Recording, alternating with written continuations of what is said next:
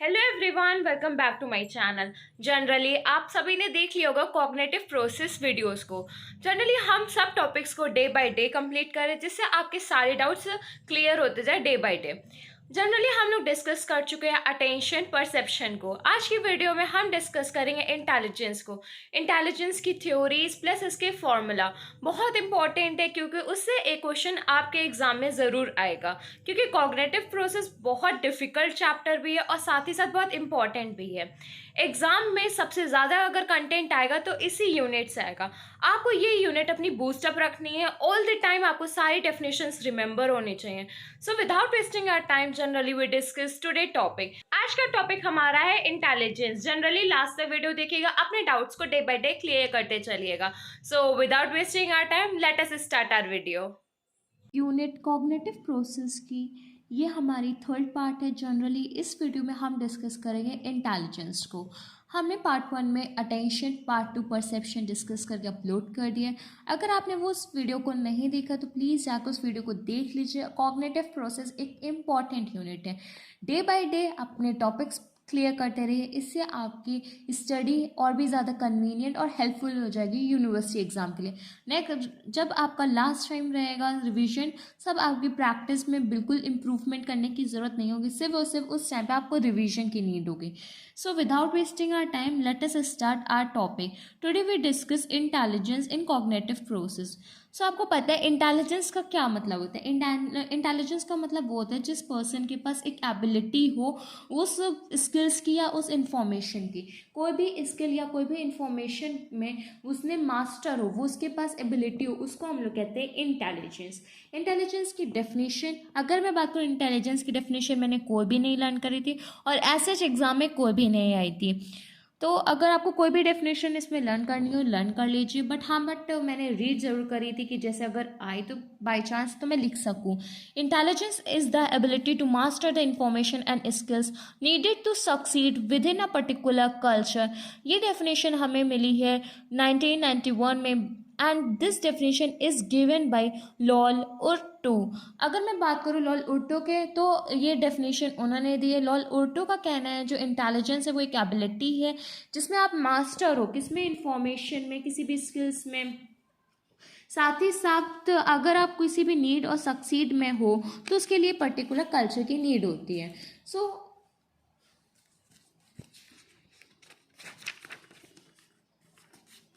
So definition, हमारी next definition मंगल ने दी थी 1993, बट इंटेलिजेंस की जो डेफिनेशन हम लोगों को 1991 लॉल ओटो ने दी थी वो इजी भी और छोटी भी, आप उसको लर्न कर लीजिए। अगर मैं बात करूँ क्लासिफिकेशन, तो हमारा क्लासिफिकेशन टोटल इंटेलिजेंस में 3 टाइप्स का हुआ है। फर्स्टली है कॉन्क्रीट इंटेलिजेंस, कॉन्क्रीट का मतलब होता है स्पेसिफिक। नेक्स्ट हमारा सोशल इंटेलिजेंस, जिससे हम लोग डेली लाइफ से रिएक्ट करेंगे सोशली। नेक्स्ट है अब्स्ट्रैक्ट, अब्स्ट्रैक्ट को जनरल इंटेलिजेंस कहते हैं, जिसमें कि हम लोगों को कोई कोर्स की नॉलेज, जैसे कि हम बुक से रिलेटेड नॉलेज ले रहे हैं। कॉन्क्रीट का होता है कि specific knowledge, specific knowledge for example किसी टूल या इंस्ट्रूमेंट की हम लोग अलग से नॉलेज लेते हैं, अलग से डिग्री लेते हैं, उसको हम लोग कहते हैं स्पेसिफिक या फिर कॉन्क्रीट इंटेलिजेंस। सोशल इंटेलिजेंस जो हमारी डेली लाइफ की होती है, जिसको हम लोग डेली में लेते हैं। साथ ही साथ हम कह सकते हैं कि हमारे जो हमारे रिएक्ट करता है हमारे सोशल सिचुएशंस को।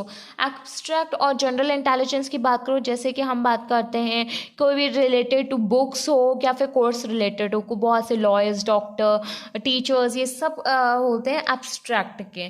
नेक्स्ट अगर मैं बात करें इंटेलिजेंस ने गार्डन मल्टीपल इंटेलिजेंस ने टोटल 8 मेजर काइंड्स के इंटेलिजेंस दिए थे, जिसको हम लोग Gardner 8 major kind of intelligence भी कहते हैं। ये 8 काइंड्स के दे रखे हैं, बट एज सच आपको पता है कि ये इम्पॉर्टेंट नहीं है, क्योंकि इम्पॉर्टेंट आपका नेक्स्ट टॉपिक है, दैट इज इंटेलिजेंस क्वोटिएंट। अगर आप सोचोगे मल्टीपल जो इंटेलिजेंस है वो उसके बहुत 8 मेजर साइड्स दे रखे हैं। आपको पता है कि सबसे बड़ा जो साइड होता है वो बहुत ही वीक साइड हो जाता है इस पॉइंट्स के लिए। इसमें आप 8 पॉइंट्स देख सकते हो डायग्राम में। अगर आपको इस डायग्राम का स्क्रीनशॉट करना है तो आप इस डायग्राम का स्क्रीनशॉट कर लीजिए। टोटल 8 पॉइंट्स है गार्डन मल्टीपल इंटेलिजेंस ने दिए हैं। इसमें मल्टीपल इंटेलिजेंस का मतलब होता है कि जितने भी स्किल्स है आप उसको इन्वॉल्व करते हो किसी एक्स्ट्रा सर्कुलर एक्टिविटीज़ के साथ। जैसे आप नेचर में हो तो नेचर के साथ स्मार्टनेस कर रहे हो। अगर आप विजुअल हो तो आप पिक्चर स्मार्टली कर रहे हो। अगर आप म्यूजिकल हो तो आप म्यूजिक करोगे। बॉडी काइनेस्टिक हो तो body smartly, interpersonal people smart, verbal smart, and logical mathematical में लॉजिक स्मार्ट है, और सेल्फ स्टीम या फिर इंटरपर्सनल में आपका है सेल्फ स्मार्ट। टोटल 8 में दे रखा है, आप इसमें से कोई 4 to 5 पॉइंट भी लर्न कर सकते हैं, या फिर जनरल इसको डिफरेंट बाय डिफरेंस भी कर सकते हैं। ये देख लीजिए, एक टेबुलर फॉर्म प्रेजेंट है आर्शवानिया की बुक में, आप इससे भी लर्न कर सकते हैं। इसमें तो बहुत ही ईजी और डिफाइंड लैंग्वेज में दे रखा है। नेक्स्ट हम डिस्कस करेंगे इंटेलिजेंस कोएफिशिएंट को। अगर मैं बात करूँ इंटेलिजेंस कोएफिशिएंट, हम लोगों को स्टैनफोर्ड बिनेट ने दिया था। कब दिया था? 1916 में दिया था। इंटेलिजेंस कोएफिशिएंट ये होता है जिसमें हम लोग इंटेलिजेंस को मेजर करते हैं बाय अ फॉर्मूला। ये हम लोगों को स्टैनफोर्ड बिनेट ने दिया था। कब दिया था? 1916 में दिया था। इसमें क्या होता है, एक फॉर्मूला है IQ is equal to MA upon में CA इंटू 100। MA क्या होता है? MA होता है मेंटल एज। क्रोनोलॉजिकल एज को हम लोग कहते हैं CA। जो आपकी डेट ऑफ बर्थ से जब तक, जैसे कि आप आज 19 एज के हो, तो ये हम लोगों ने डेट ऑफ बर्थ से देखा, इसको हम लोग कहते हैं क्रोनोलॉजिकल, जिसमें क्रोनो मतलब जिसमें क्रोमोजोम्स आपके अंदर आए, क्रोमोजोम्स आपके बर्थ वाले दिन आपके अंदर आते हैं। ऐसे आपको ट्रिक से लर्न करना है।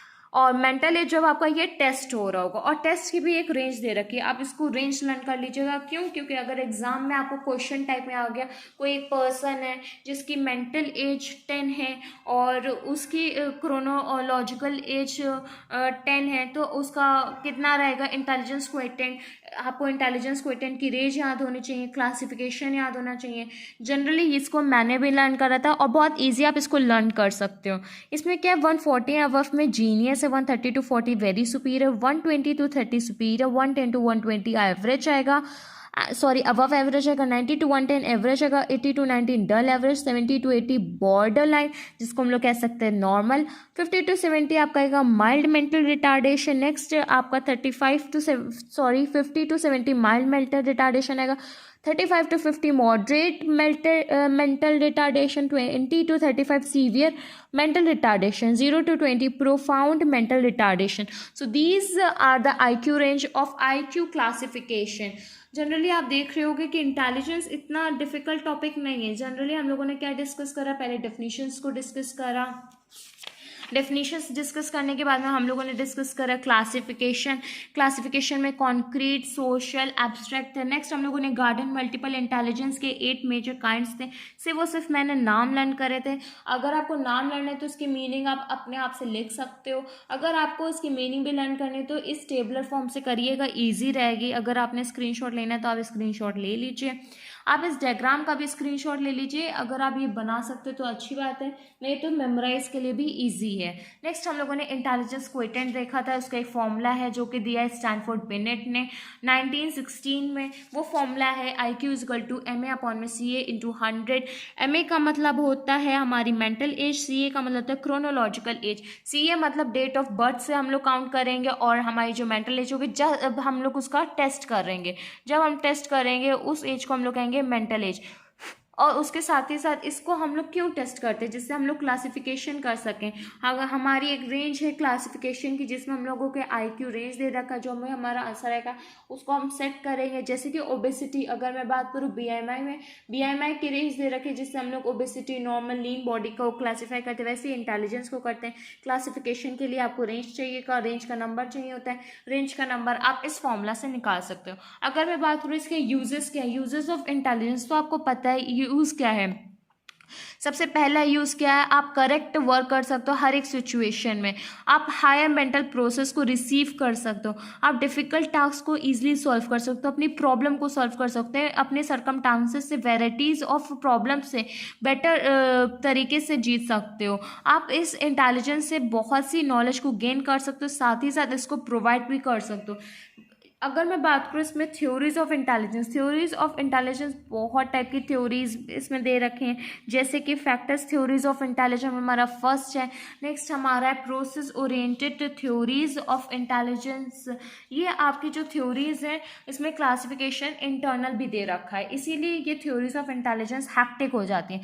But as such theories of intelligence important नहीं है, इसीलिए हम इस वीडियो में नहीं डिस्कस करें। अगर आपको इंटेलिजेंस की थ्योरीज को डिस्कस करना है तो आप कमेंट बॉक्स में मेंशन कर दीजिएगा, नेक्स्ट वीडियो में हम इसको कवर अप कर लेंगे। जनरली हम लोगों ने अटेंशन, परसेप्शन, इंटेलिजेंस को डिस्कस कर लिया, हमारे कॉग्निटिव प्रोसेस से। अगर आपको इंटेलिजेंस तक कोई भी डाउट हो अपने कॉग्निटिव प्रोसेस से तो प्लीज़ आप कमेंट बॉक्स में मेंशन कर दीजिए, आपका डाउट जल्द से जल्द क्लियर हो जाएगा। और अपनी प्रैक्टिस को अच्छे से करिए, क्योंकि अब यूनिवर्सिटी एग्जाम में ज़्यादा समय नहीं रहेंगे। आप अपनी प्रैक्टिस को बहुत अच्छे से स्टार्ट कर दीजिए। अगर आपका कोई भी डाउट हो so please mention in our comment box if you have any doubt in related to the BSc Nursing first semester. That's it. So please like the video, share the video, subscribe to the channel. Thank you.